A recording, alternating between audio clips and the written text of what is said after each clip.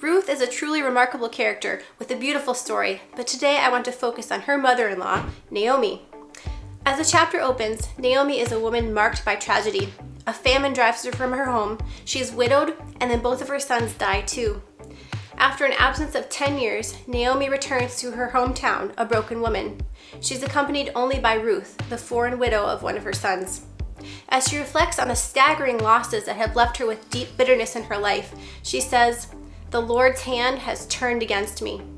She goes so far as to symbolically give herself a new name, rejecting the name Naomi, which means happy or pleasant, for the name Mara, which means bitter. The root of this word in Hebrew can also carry a connotation of strength, as in strong bitterness. You might even interpret it as rebelliousness. Naomi makes no bones about it. She plainly says, "God has made my life very bitter.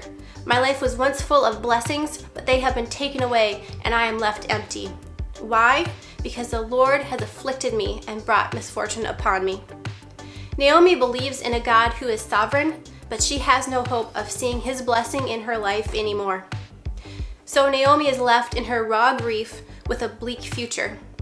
As a widow without male relatives to provide for her, she's vulnerable at a very fundamental level. And if that wasn't enough, she feels deep in her bones that her troubles have come from the hand of God himself, maybe even as a result of the wrong choices that she and her husband made for their family, leaving Israel and allowing their sons to marry foreign women. After all, God's people shouldn't scorn his provision by leaving the land he had given them, and they were certainly forbidden from marrying foreign, idol-worshiping people. Naomi didn't follow God's plan for her life, and she can expect no help or mercy from the Almighty now either.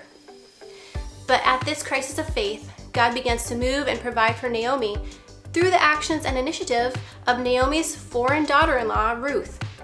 Things really start to shift when Ruth encounters a local man named Boaz who acts as a generous benefactor to Ruth and Naomi both. Naomi realizes that he is a close relative and is considered a kinsman redeemer for their family. Long story short, she and Ruth may not be as alone and friendless as she originally thought. Naomi realizes that there is a chance that she has not exhausted the kindness of God after all. This flicker of hope spurs her on to bold action, and she gives Ruth some counsel. Essentially, she tells Ruth how to propose marriage to Boaz.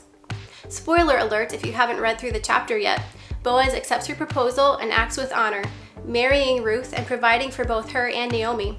A son is born to Ruth and Boaz, bringing the story full circle, from death and loss to birth and new blessing. In the closing scene of the book, the women of the community gather around Naomi and give her and us a benediction of sorts as she lifts her little grandson into her arms. Praise be to the Lord, who this day has not left you without a guardian redeemer. May he become famous throughout Israel. He will renew your life and sustain you in your old age. For your daughter-in-law, who is better to you than 7 sons, has given him birth. Naomi's story grabbed my heart because there are times in life where the consequences of sin feel overwhelming. Whether we are suffering from the results of our own bad choices or just the trouble that comes from living as part of a fallen creation, we feel alone in our bitterness. We feel abandoned by God, and we are broken under the knowledge that we have turned away from him. There is no reason to hope that he will act generously now. It can feel impossible to believe in a goodness we either don't see, have lost hope of recovering, or know we don't deserve. Naomi's story tells us that the well of God's kindness is deeper than we deserve or dare hope. God's mercy and grace to us is not bound by the limits of our obedience or faithfulness or success in life.